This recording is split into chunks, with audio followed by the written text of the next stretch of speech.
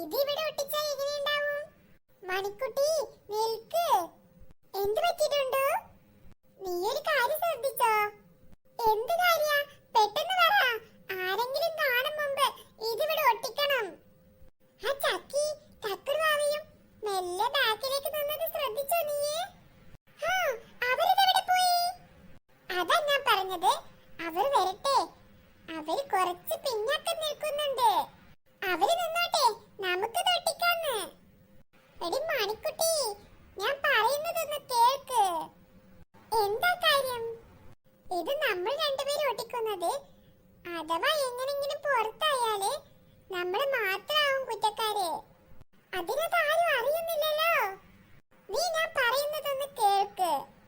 അവര് കൂടെ വരട്ടെ, എന്നിട്ട് നമുക്കിത് അവർ രണ്ടുപേരില് ആരെങ്കിലും ഒരാളെ കൊണ്ട് ഇത് ഒട്ടിക്കാം. അതെന്തിനാ?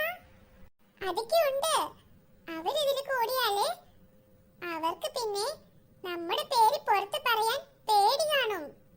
കാരണം അവർ കൂടെ ഇത് ഒട്ടിക്കാൻ കൂടിയല്ലോ. ആ, അത് ശരിയാ.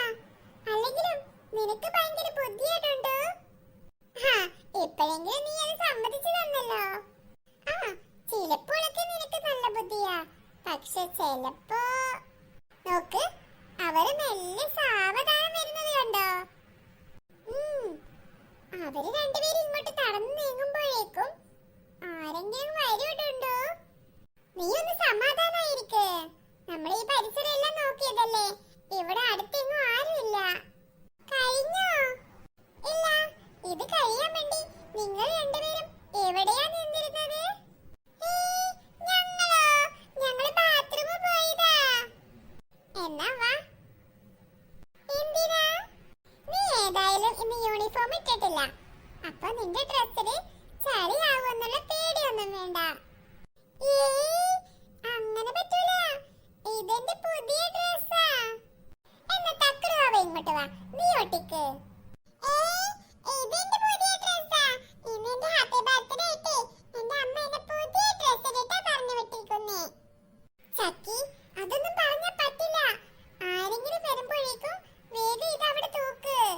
മണിക്കുട്ടിയെ കൊണ്ട് പറ്റുന്നില്ലെന്ന്. എനിക്ക് പേടിയാ, എന്നെ കൊണ്ട് പറ്റൂല. വേണമെങ്കിൽ തക്കടുവാ ഒട്ടിച്ചോ, ഞാൻ അവിടെ താഴെ നിന്ന് പിടിച്ചു തരാം. അങ്ങനെ നിങ്ങൾ രണ്ടുപേരും കൂടെ ഒട്ടിക്ക്. പെട്ടെന്ന് വേണം.